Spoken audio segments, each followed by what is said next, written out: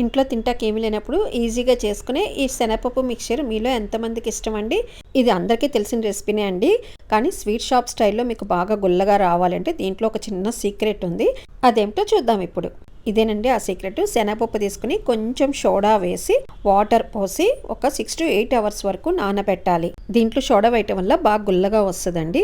ఇది నానిందో లేదో తెలియటానికి ఇలాగ మనకి ఇరిస్తేల ముక్కలాగా అవ్వాలన్నమాట. ఈ నానిన శనగపప్పుని వాటర్తో శుభ్రంగా 4-5 సార్లు కడిగి వాటర్ అంతా స్ట్రెయిన్ అయ్యాక పల్చటి బట్ట మీద ఇలా ఆరబెట్టుకోవాలి. మీకు ఆరపోతే పైన ఇలా క్లాత్ కూడా కప్పేసి అద్దేసేసి తొందరగా ఆరిపోతుందండి.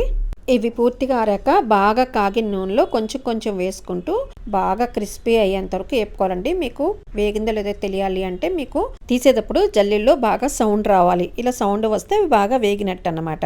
ఫస్ట్ హై ఫ్లేమ్లో పెట్టుకొని నూనె బాగా కాగాక వేయాలండి. తర్వాత మీడియం ఫ్లేమ్లో పెట్టుకొని మంచిగా వేపుకోవచ్చు. చాలా గుల్లగా ఉంటాయండి. సోడా వేసి నానబెట్టడం వల్ల మనకి స్వీట్ షాప్ స్టైల్లో ఉన్నట్టు వస్తాయి. ఇది తింటున్నప్పుడు మా వారికి చిన్ననాటి జ్ఞాపకాలు గుర్తొచ్చాయి. అక్కడ షాప్కి వెళ్ళి పావులా ఇస్తే చిన్ని పొట్లం ఇచ్చేవాడంట. ఆయన రాత్రి తినేటప్పుడు అబ్బా ఎన్నాళ్ళైంది ఇది తిని అని చాలా గుర్తు చేసుకున్నారు.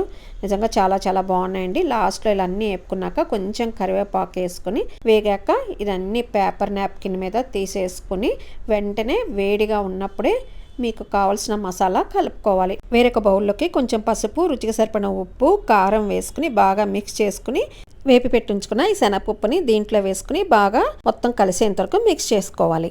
మీకు ఇంకా కావాలి అంటే గరం మసాలా కానీ చాట్ మసాలా కానీ ఇంకేమన్నా కలుపుకోవచ్చండి. నేను అవేం కలపలేదు. ఓన్లీ ఉప్పు, పసుపు, కారం కలిపాను. నిజంగా చాలా క్రిస్పీగా చాలా బాగున్నాయండి. నేను మా సిస్టర్ అయితే ఇంట్లో ఏం తింటాక లేకపోతే ఈ శనగపప్పు నానబెట్టేసి చిన్నప్పుడు వేపేసుకుని తినేసేవాళ్ళం అండి. మీకు అందరికీ ఇది చూడంగానే మీ చిన్ననాటి జ్ఞాపకాలు గుర్తొచ్చాయనుకుంటా. Thank you for watching from sweet to bakes.